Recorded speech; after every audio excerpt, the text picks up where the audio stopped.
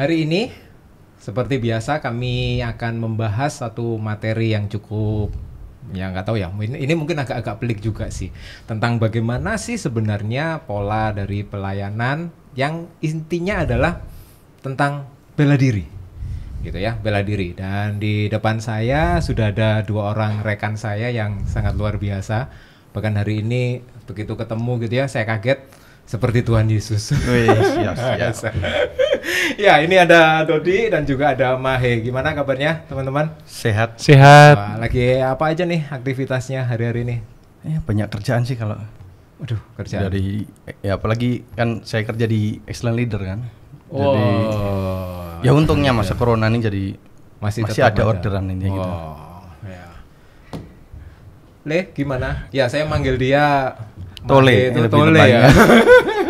Itu kebiasaan yang old habit die hard gitu ya. Ya sibuk kerja aja sih sama ngasuh anak kali ya. Wah, sudah punya anak semua? Baru satu. Baru satu. Untung satu. Terus ada rencana untuk nambah? Belum atau? Semoga direstui. Amin. Amin. Ya, jadi aku sudah lama sekali nggak ketemu dengan Mahe, ini sudah cukup lama. Sama saya sering berarti. Ya, kalau sama Dodi hampir tiap hari karena kita satu kantor gitu. Cuman ada satu yang saya masih ingat itu kalau kita latihan bersama gitu ya. Selalu yang agak sedikit mengerikan dan saya nggak ngerti kenapa. Tapi selalu Mahe dihadapkan dengan saya. Kira-kira kita sudah latihan berapa lama itu ya? Mungkin 3 tahun ya. 3 tahun ya. Iya. 2016 ini. Iya, jadi 4 tahun, 3 tahun. Iya. Dan selama itulah saya mengalami penderitaan gitu. Karena bayangkan Mahe yang segini gede gitu. Ayat Alkitab kan bilang tertindas itu baik. Supaya belajar teknik karate yang baik dan benar kan. Disitulah saya merasa sedih. Ya. Gini. Waktu awal-awal kita latihan bareng, saya masih ingat sih kita masih belum pakai baju karate gitu ya. Kira-kira waktu itu kalau saya sendiri pingin ikut karena dulu pernah ikut dan dilarang gitu kan. Nggak boleh karena ya kalau karate itu nanti bikin jadi keras, orangnya jadi tambah ini. Kalau kalian ngerasain gimana teman-teman? Coba Mahir.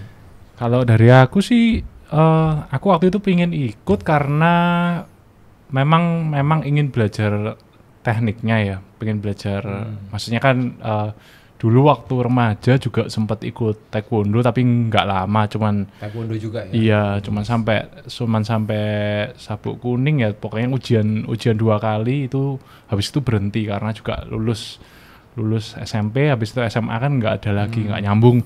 Nah di waktu itu kebetulan sabuknya sudah benar-benar ganti kuning atau karena putih nggak pernah dicuci jadi kuning? Sudah ujian 2 kali dong. Yes. Berarti lumayan ya. Iya, habis itu karena waktu remaja itu memang bahkan sudah pengen karate itu waktu TK, tapi sama orang tua memang nggak diizinkan karena orang tua punya ketakutan bahwa kalau anaknya diikutkan bela diri nanti jadinya jadi bandel, jadi keras, jadi nakal.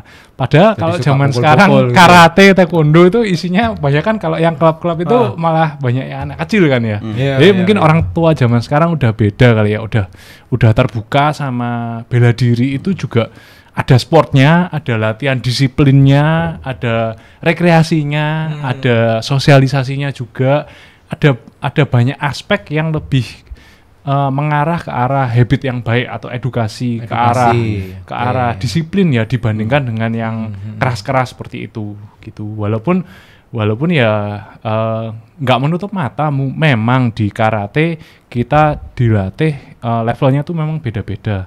Ada yang memang serius, ada yang memang sangat serius sekali, ada yang ke arah atletis prestasi gitu ya. Prestasi, ada yang memang latihan itu bisa serius atau enggak serius gitu ya. enggak. Ya? Tapi ada yang memang arahnya hanya membangun value kehidupan gitu. Filosofinya dilatih di dalam bentuk karate begitu. Filosofi kehidupan ya. Iya. Jadi belajar untuk benar-benar kamu bagaimana menghadapi kehidupan seperti Iya, itu. betul. Jadi semangat misalkan nggak menyerah gitu, tetap berani. Kan beberapa dari kita kan ngelatih anak-anak juga ya, kayu dipukuli berapa kali nggak patah gitu kan, tapi mereka nggak nyerah, mereka nggak nangis gitu ya. Maksudnya itu kan juga ketika ditarik ke filosofi kehidupan kan mereka juga nggak pantang menyerah gitu terhadap apa sesuatu yang sulit, apa sesuatu yang berat gitu, bukan nangis, bukan ngacir, bukan lari dari tanggung jawab, tapi diselesaikan gitu. Misalkan pun nggak bisa selesai, tapi nggak nyerah gitu. Itu salah satu yang bisa dibangun di karate. Gitu sih. Oke. Wah, panjang ya. Motivasimu sudah terbentuk seperti itu.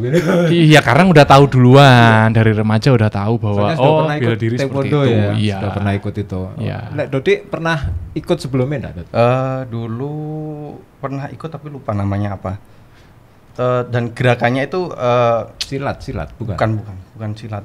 Gerakannya kurang inilah, kurang apa? Kurang tegas. Iya, kayak lebih ke jangan-jangan bela diri aliran sesat. Bukan. Lebih ke melambai lah lebih tepatnya ya. Jadi kurang tertarik jadi cuma ikut 2-3 kali ya ikut latihan gitu. Tapi nggak sampai berapa itu? Waktu itu kecil? SMP ya. SMP. Terus ya karena waktu di Surabaya itu ada momen di mana bisa ikut ada latihan lah intinya gitu. Ada latihan karate, ya udah. Ya sudah ikut.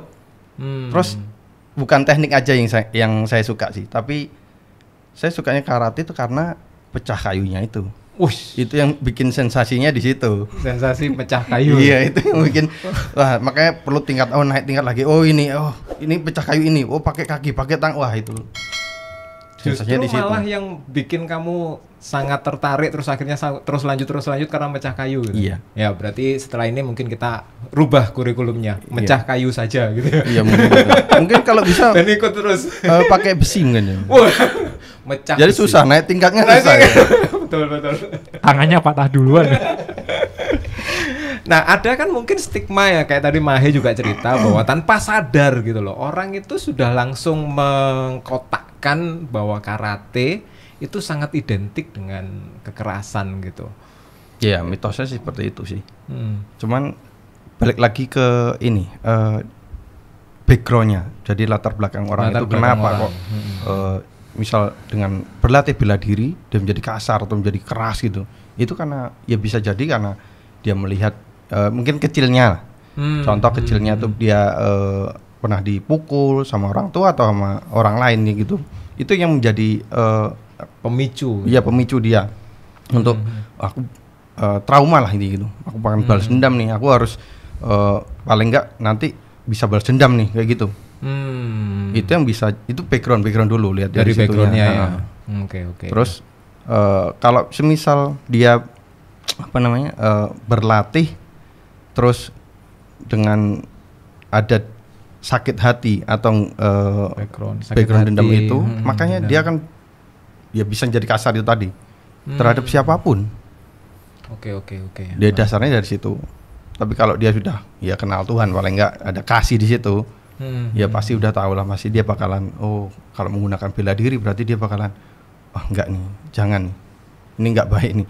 Kalau sekali pukul mungkin bisa tumbang nih ya, jangan tahan dulu. Itu karena kayu aja pecah ya. Iya itu. Kayu besi aja bengkok. Ya apa nih? Ya betul kata Dodi sih bahwa pengalaman masa lalu dan bentukan kehidupan di masa lalu itu sangat menentukan, karena kan kalau bahasa Inggrisnya ya karate ini kan termasuk dalam martial art, berarti kan seni bela diri. Jadi ini seni itu kalau kita lihat, kalau seni lukis gitu ya kan, itu juga bisa digunakan untuk mengekspresikan oleh si pelukis itu. Kalau pelukisnya itu pelukis yang gitu ya. Pelukisnya tuh pelukis yang hatinya riang gembira gitu, maka dia lukisannya kan gembira kan. Tapi kalau pelukis ini masa lalunya penuh dengan kepahitan, penuh dengan derita, dan dia tidak berhasil menyelesaikan sakit hatinya itu dengan benar, ketika dia melukis maka yang tersirat di situ adalah lukisan-lukisan yang juga menyedihkan gitu. Nah,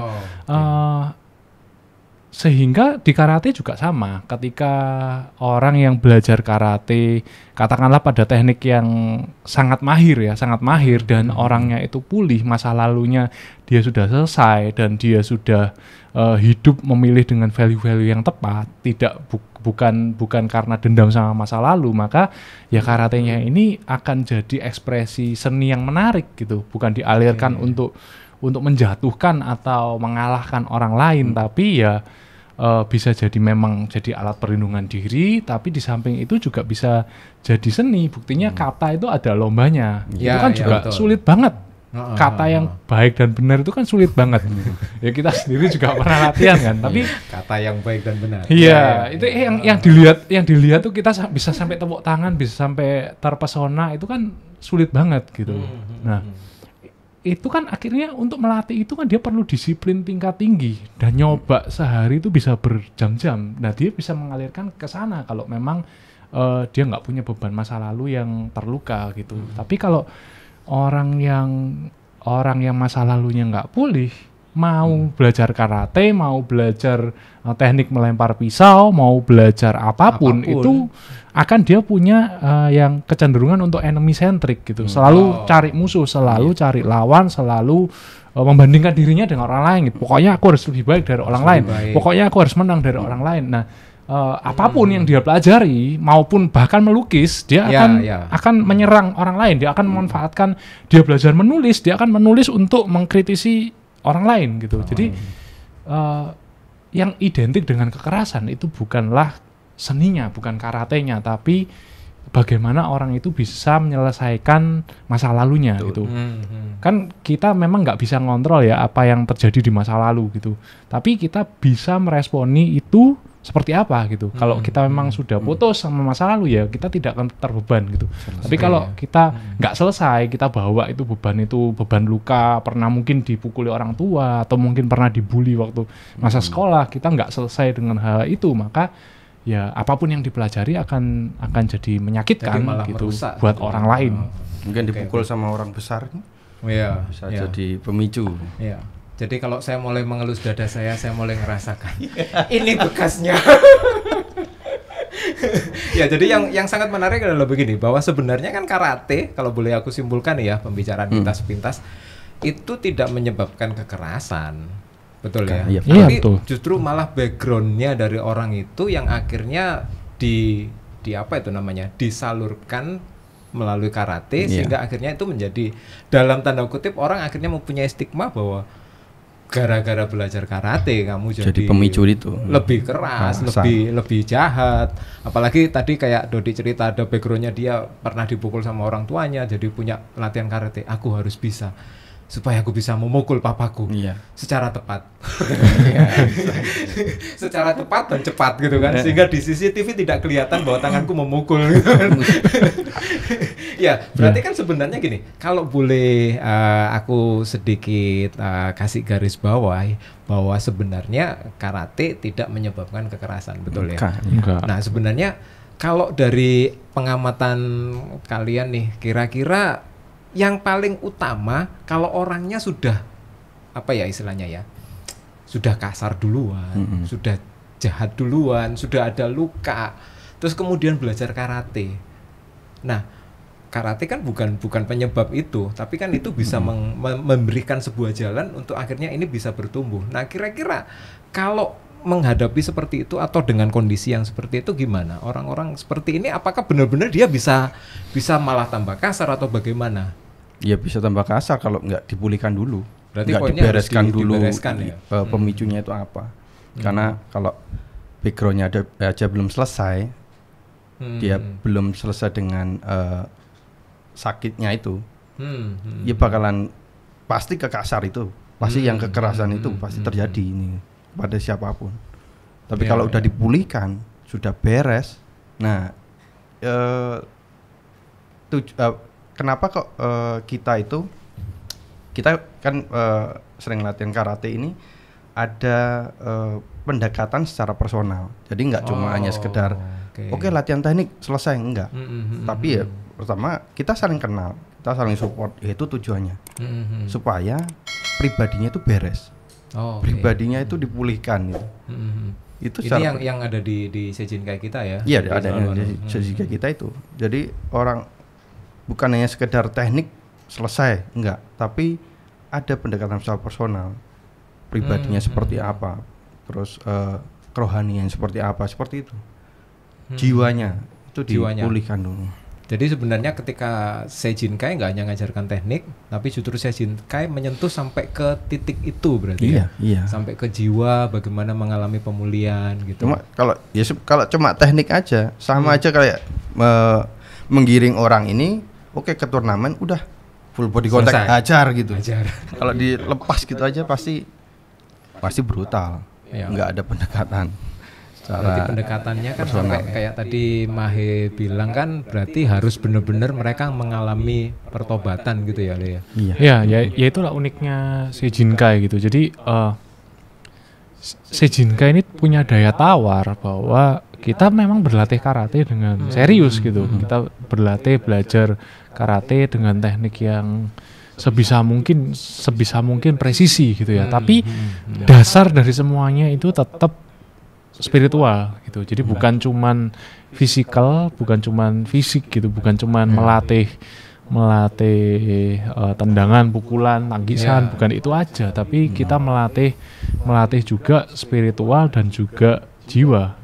Jadi value itu benar-benar holistik. Iya, jadi tetap tapi dasarnya kembali ke spiritual. Kita mau latihan aja doa gitu. Jadi apa yang kita bangun bukan lagi membangun diri sendiri gitu. Memang secara fisik memang melatih diri sendiri, tapi untuk apa tujuannya gitu. Nah, tetap kita balikan ke keserupaan dengan Kristus gitu.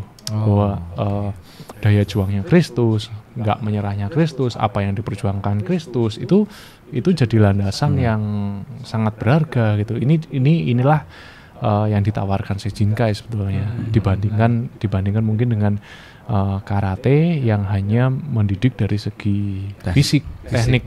Bukan berarti itu jelek, enggak, tapi yaitu kita tidak membangun ke arah sana saja, tapi ke dalam. Benar-benar gitu. ke dalam. Ya, karena memang ya saya sendiri kalau misalkan mau ngajar aja bingungnya adalah bukan teknik yang mau diajarkan, tapi bingung mau kasih renungan apa. Bener dah. Mungkin saya mengalami juga. Jadi harus pakai renungan ya. Jadi salah satu ya memang aku harus akui salah satu yang menjadi pembeda utama di Sejinkai itu adalah arah pengajaran Sejinkai yang holistik gitu ya. Kalau aku boleh sebut sih holistik gitu kan. Jadi nggak hanya ngajarkan secara teknik, secara tubuh, tapi jiwa disentuh, rohnya juga disentuh.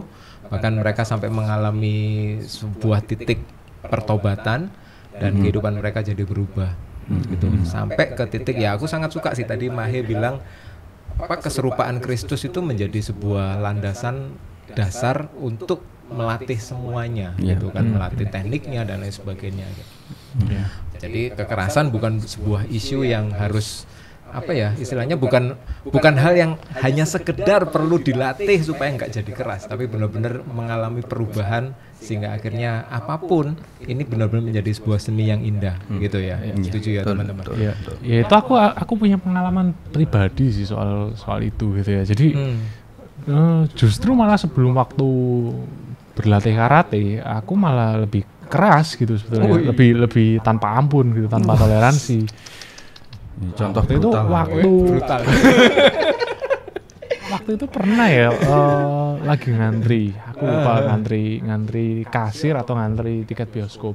Nah biasa kalau mungkin orang Indonesia itu kebanyakan ya begitulah, ada yang tapi gitu ya. kebanyakan suka begitu ada kesempitan langsung diambil gitu ya. Nah, waktu itu jelas-jelas gak sempit gitu. Sudah ada orang yang ngantri tapi bisa nyelonong gitu karena dengan berbagai dalih gitu ya, dan dengan berbagai dalih entah kenapa waktu itu emosi juga gitu. Sudah nunggu lama, aku sudah ngantri lama, tiba-tiba ada orang yang nyelonong.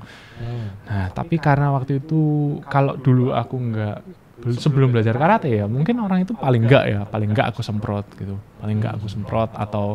atau aku suruh balik belakang. Nah, semprot ini apa nih? Disemprot tuh dimarahin. Kirain. Kutu kupret sini. Kau ngantri enggak? Gitu. Semua pasti disemprot desinfektan. Ngantri enggak? Iya. Nah, cuman waktu itu yang aku lakukan justru sebaliknya gitu.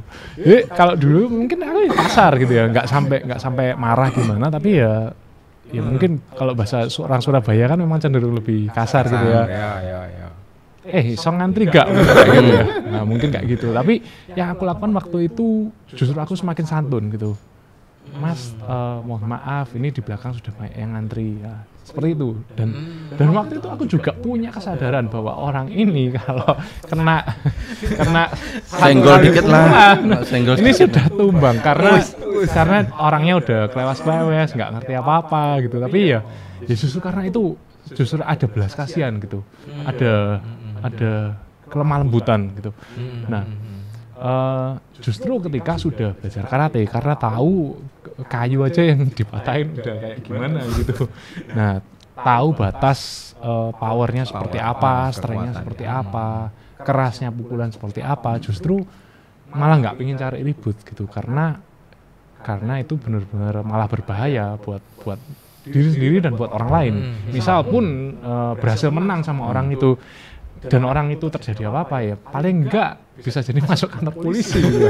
Ngapain gitu. Iya pasti kena pasal itu, aku lupa pasal berapa, tapi yang memulai duluan itu selalu kena. Iya. Dapat kena ya nggak tahu lah hukuman berapa. Ya, makanya gitu. kan jadi kontraproduktif. Jadi ya itulah bahwa sebenarnya orang yang pada masa lalunya sakit itu memang sadisnya itu bawaan gitu, bukan karena ada karate jadi sadis gitu. Bahkan mungkin banyak pembunuh serial yang di berita-berita itu nggak punya ilmu bela diri, mereka cuma berani membunuh gitu aja.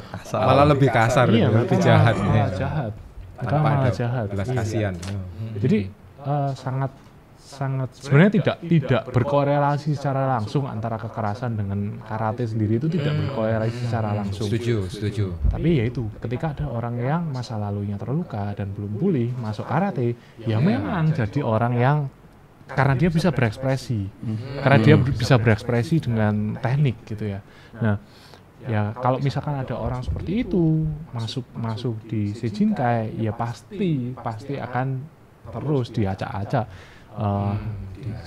Dihajar secara spiritual pasti. Oke. Gitu. Ya. Bisa paham sih dengan itu.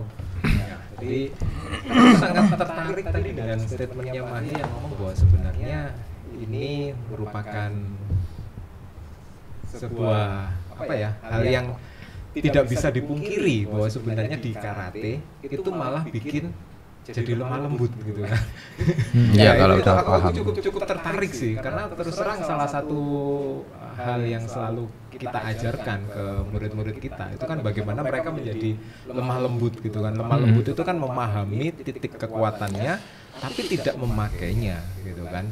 Tahu powernya di mana tapi justru tidak memakainya gitu. Itu kan ya kembali lagi itu kan kayak Yesus gitu kan. Ini Mahi ini sudah wajahnya kayak Yesus gitu kan.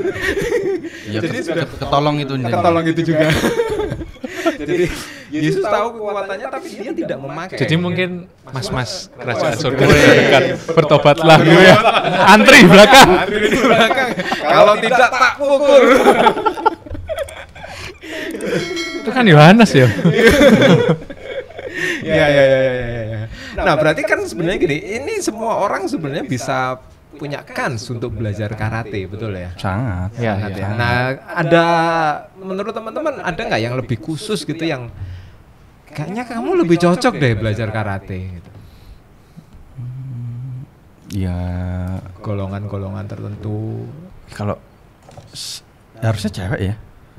Cewek ya? Harusnya cewek sih. Mereka yang ya tanda kutip secara kekuatan paling bawah lah ya, gitu kan. Banyak juga yang pasti kejahatan tuh mengarahnya ke targetnya perempuan nih gitu. Ya nggak menutup kemungkinan laki-laki juga, tapi lebih ke perempuan lah. Ya itu yang perlu disorot ya, harusnya perempuan. Iya. Kalau menurutku sih ada dua. Memang aku setuju bahwa perempuan yang pertama, yang kedua adalah anak-anak gitu ya. Makanya kan di semua negara itu nggak ada perlindungan terhadap laki-laki gitu. Aneh kan ya nggak ada komisi perlindungan laki-laki, tapi perlindungan terhadap wanita dan perlindungan terhadap anak. Hewan juga ada, tapi ya hewan ngapain belajar karate? Tapi kan kalau yang dilindungi kan itu wanita sama anak-anak. Bukan karena mereka ini lemah, bukan. Tapi karena mereka ini adalah yang sering jadi korban, gitu target, ya. Target dari kejahatan.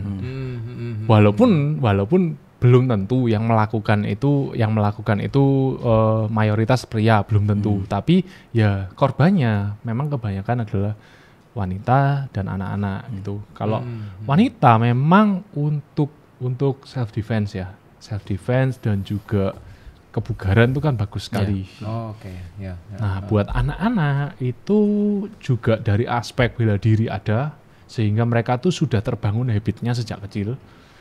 Juga waktu mereka seperti gosok gigi kita sulit waktu anak-anak dibiasakan, tapi seiring berjalannya waktu ketika sikat gigi itu sudah jadi habit, maka itu sudah kayak aneh kalau nggak sikat gigi. Nah, demikian juga anak-anak itu sebetulnya seperti itu, untuk membangun habit atau kebiasaan secara fisik yang itu penuaiannya tidak akan mereka tuai waktu mereka jadi anak-anak gitu. Mereka tuai mungkin waktu ketika remaja ya, sudah besar gitu. Apalagi ketika habit fisik itu disertai dengan value yang benar gitu. Itu akan jadi anak-anak ini mentalnya jadi lebih baik, value kehidupannya jadi lebih baik. Seperti itu sih. Ya, aku tertarik sih. Jadi yang memang seharusnya belajar self defense, terutamanya karate, self defense itu kan wanita dan anak-anak gitu loh. Berarti sudah punya bayangan ya, nanti anakmu bakalan bawa latih karate gitu ya. Sudah ya. Luar biasa. Ya, anakku juga sih, karena si kecil itu sudah lumayan sih. Pak, minta ajarin karate gitu kan. Nah, jadi poin utamanya adalah begini teman-teman. Yang saya pingin tahu dari teman-teman ketika sudah mulai belajar karate. Tadi aku dapat sedikit statementnya Mahi yang ngomong justru malah jadi lebih lemah lembut gitu. Sebenarnya waktu belajar ini apa sih yang paling membuat teman-teman itu langsung ngerasakan ya aku harus berubah gitu? Ya karena dipulihkan itu. Ya kalau saya sih karena ada kasih itu, karena ada secara nggak langsung ya peduli terhadap orang lain itulah. Yang justru malah ada peduli ya, iya, karena tahu. Contohnya kalau resikonya apa sih kalau misal saya ini melakukan kekerasan terhadap orang lain, akibatnya apa sih? Itu yang bikin ya kalau sekali pukul tumbang dan berdarah gitu, tapi akibatnya apa? Kayak gimana? Ya janganlah. Terus nanti gimana dengan masa depannya? Nanti gimana dengan dia harus ke rumah sakit, gitu, keluarganya? Itu yang bikin jadi pertimbangan dia. Jadi malah mempunyai wawasan tambahan untuk ke situ. Contoh sekarang kalau yang saya alami ya, waktu belajar karate, anak pasti bikin jengkel nih. Ini pasti udah. Anak pasti bikin jengkel. Kalau adalah anakmu sik cilik loh. Anak bikin jengkel. Ya terus. Kalau orang dewasa dikasih tahu kayak tadi bilang Mai, antriannya di belakang. Itu masih bisa oke gitu. Atau misal ngotot tahu badannya gede pasti kan mundur. Tapi kalau anak, ayo nurut nggak? Belum tentu. Iya Pak, nggak mungkin.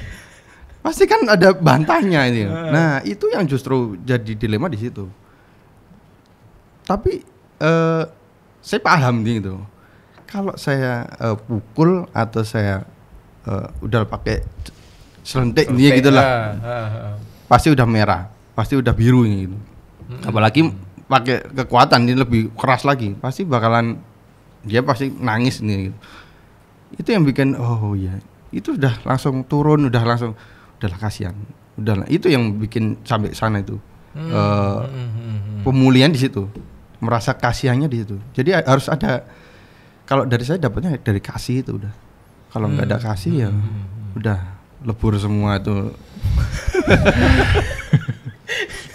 Iya, pecah semua ya di situ. Karena kalau saya berantem dulu nggak sampai brutal sih.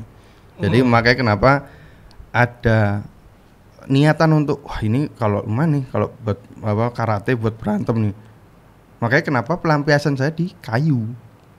Iya itu. Tapi dari situ ya itu makanya kan ada value, kan ada pendekatan personal. Jadi pulih di situ. Tahu bahwa oh iya. Untung nama istrinya bukan kayu ya. Oh, besi sekarang namanya. Dari bisa pecah duluan. Iya. Nama istrinya Meli. Iya, Meli bukan kayu. Loh, kok Anda lebih tahu ya? Gawat ini.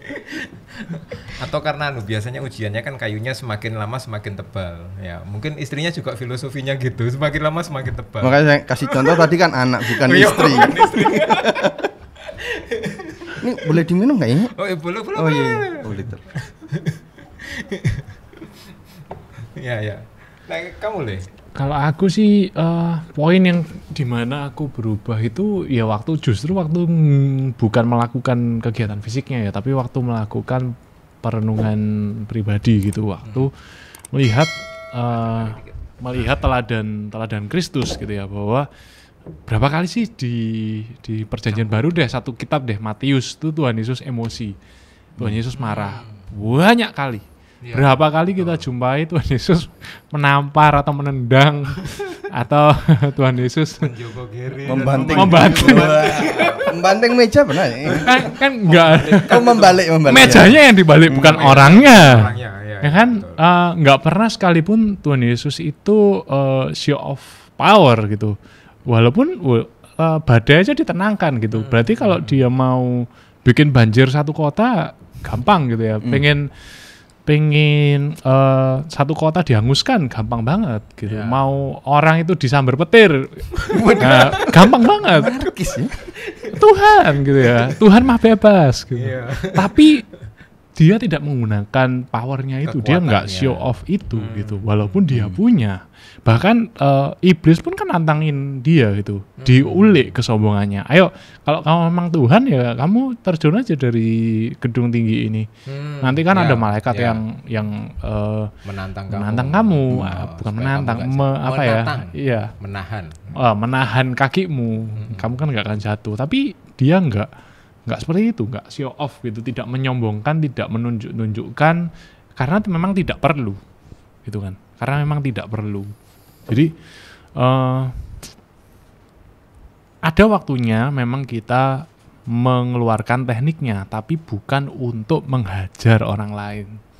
Gitu ya. Jadi itu yang jadi perenungan salah satu perenungan yang dalam gitu tentang self defense.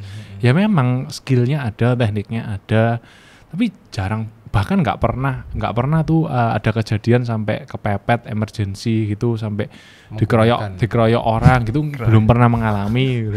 Bikin onar itu pasti. Nggak pernah juga sampai gimana, maksudnya mengalami situasi kehidupan di mana harus menunjukkan teknik karate itu untuk melukai orang lain. Nggak pernah gitu loh. Kalau masalahnya banyak orang kan bingung gitu, nggak bisa ngontrol diri gitu ya, takutnya nanti kelepasan. Gitu. Ya itulah sebenarnya yang jadi drive-nya itu apa gitu, yang direnungkan tuh apa. Kalau yang direnungkan tiap hari ya pengen show off, pengen ngalahin orang lain, ya pasti one day akan keluar gitu. Kalau yang direnungin tiap hari, kata Dodi tadi ya, kasih bahwa Tuhan Yesus itu seperti apa, teladan Kristus itu seperti apa, maka yang keluar ya ekspresi Kristus gitu. Walaupun punya skillnya gitu, punya powernya, tapi nggak perlu show off buat apa gitu. Ya. Kita kan jarang juga lihat Senpai Budi marah terus tiba-tiba kusen jendela patah, itu kan nggak pernah. Biaya. Dan rasanya nggak mungkin lah seperti itu. Berarti Seijinkai ini ya salah satu yang aku sendiri juga alami gitu kan, itu adalah bagaimana aku yang orangnya aku nggak suka olahraga gitu loh. Terus kemudian ikut Seijinkai, belajar, bahkan aku melihat ada sebuah pintu yang terbuka untuk apa? Untuk pemuritan. Setuju nggak bahwa sebenarnya di dalam Sejinkai kita juga melakukan pemuritan. Seperti yang tadi Dodik bilang, membimbing orang, mengetahui orang, menyentuh sampai ke personalnya, ke jiwanya, sampai ke rohnya, sampai mengalami perubahan. Berarti kan sebenarnya aku sendiri juga mengalami, aku juga dimuridkan secara apa ya, mungkin bukan dengan model yang harus ketemu dan kemudian harus membaca Alkitab bareng-bareng dan lain sebagainya, tapi justru malah dengan kondisi-kondisi latihan fisik, justru aku banyak sekali terbantu dengan itu gitu. Jadi sebenarnya kan ini sarana, ini tools yang Tuhan bisa pakai untuk penjangkauan dan juga pemuritan. Setuju nggak dengan statement itu? Iya, setuju banget. Karena salah satu yang paling susah dipelajari oleh manusia itu adalah ilmu disiplin, gitu ya. Ilmu disiplin. Karena gini, banyak orang tuh menantikan faktor eksternal supaya diri kita bisa disiplin gitu. Nunggu deadline mepet, nunggu nunggu mau ujian, nunggu besok tunggu dimarahi gitu ya. Itu faktor-faktor eksternal, baru kita seolah-olah speednya berkali-kali lipat gitu, disiplinnya seolah-olah tiba-tiba meruncing gitu. Tapi itu kan bukan habit gitu, itu bukan habit disiplin, itu terpaksa disiplin gitu. Nah, udah nggak usah ngomong orang Indonesia, seluruh orang di dunia pun mengalami hal yang sama. Nah, Sejinkai ya secara umum karate, terutama Sejinkai itu memberikan keleluasaan untuk kita ini mendisiplin diri gitu. Nah, lewat pemuritan itu dengan juga dibimbing itu orang-orang itu, anak-anak kita, murid-murid kita itu tidak hanya dilatih untuk disiplin ketika ada paksaan gitu, ketika dipecut baru bergerak gitu, tapi juga punya self awareness gitu, bahwa disiplin tuh seperti ini rasanya. Jadi pahit pada mulanya tapi manis pada musimnya gitu ya. Jadi itu salah satu benefit yang kita nggak bisa sangkal gitu. Ya memang ada cara lain melatih disiplin, tapi dengan karate itu jadi lebih leluasa gitu, karena real bentuknya gitu. Ya, karena biasanya kan kalau disiplin militer itu juga disiplin, tapi kan untuk kesana perlu syarat yang cukup ribet gitu. Ya nggak mungkin semua orang jadi tentara kan. Kecuali diwajibkan militer. Iya. Indonesia enggak ya kayaknya. Mungkin perlu ya. Ya, mungkin off topic. Nah, ini untuk yang terakhir, kira-kira menurut teman-teman nih, dari Sejinkai, di bagian mana dari Sejinkai waktu latihan gitu Anda menemukan Tuhan? Bagian kalau saya sih dapat, karena saya bangun habit, kalau bangun pagi itu selalu berdoa. Nah, pasti diawali dengan doa Bapa Kami. Nah, kebetulan di Sejinkai itu doanya doa Bapa Kami waktu awal ya. Iya. Nah, jadi itu kayak ya udah ini bangun habit karena sudah terbiasa. Jadi kayak ini bukan sekedar ngomong aja di bibir gitu aja, enggak. Tapi ini aku berdoa ini ya memang ini doa yang diajarkan Tuhan. Dan dari situ itu kayak Tuhan ini berbicara, terus saya pun juga kayak mengutarakan isi hati ke Tuhan. Itu yang saya dapat dari Sejinkai, kalau untuk bisa ketemu dengan Tuhan ya di situ. Itu yang bikin saya klop di situ. Kalau aku sih waktu kita dihukum ya, waktu kita rasanya ada yang salah. Kayaknya bukan dihukum deh. Karena waktu kita di-drill dengan habis-habisan gitu ya. Di-drill. Karena kan memang dari awal harus sama, kalau nggak sama diulang lagi kan gitu. Jadi sebenarnya bukan dihukum gitu. Tapi bukan itu juga. Termasuk waktu kita melakukan kesalahan yang fatal gitu, atau salah satu dari kita, yang teman kita satu itu nggak datang gitu ya, yang sering melakukan kesalahan. Rasanya kita perlu drill mereka. Drill khusus. Nah itu kan kita sering di drill sampai di luar batas kemampuan gitu kan. Ya, disitulah sebenarnya aku ketemu Tuhan gitu, ketemu Tuhan. Dan kenapa? Karena aku teringat bahwa itu manusia tuh cuman punya 2 cara hidup gitu ya. Manusia cuman punya 2 cara hidup. Yang pertama itu cari alasan, atau yang kedua cari jalan gitu. Misal kita ini dihadapkan sama sebuah situasi perintahnya senpai gitu ya. Kita disuruh melakukan kegiatan fisik, padahal kaki itu sudah sakit sekali, perut sudah sakit sekali, tangan sudah gemeteran. Nah, kita kan cuma punya 2 jalannya. Cara yang kita tempuh, cara meresponinya, cari alasan atau kita cari jalan gitu ya. Nah, mana yang lebih baik gitu? Ketika kalau kita cari alasan, maka ya kita akan nyerah gitu. Ya kita merasa nggak kuat, nangis gitu, mungkin muntah-muntah, pura-pura sakit. Nah, itu. Tapi kayaknya kalau di Sejinkai susah pura-pura sakit. Memang sakit sungguhan. Ya dulu teman kita itu yang. Oh iya. Teman kita yang satu itu sensor. Itu waktu itu nggak pernah, seingatku sih nggak pernah aku memutuskan untuk cari alasan gitu ya. Kalau memang benar-benar nggak kuat, benar-benar jatuh ya, benar-benar itu jatuh sungguhan, benar-benar karena ototnya udah nggak kuat beneran gitu ya.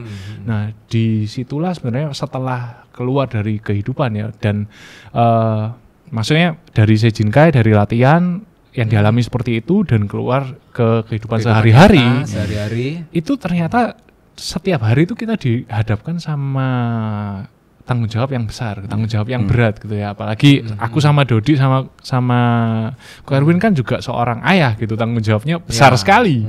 Kita juga seorang pekerja. Nah, itu banyak situasi dalam hidup ini yang kita keputusannya cuma 2, mau nyaman atau cari jalan gitu. Cari jalan pasti nggak nyaman karena kita nggak tahu, namanya cari jalan.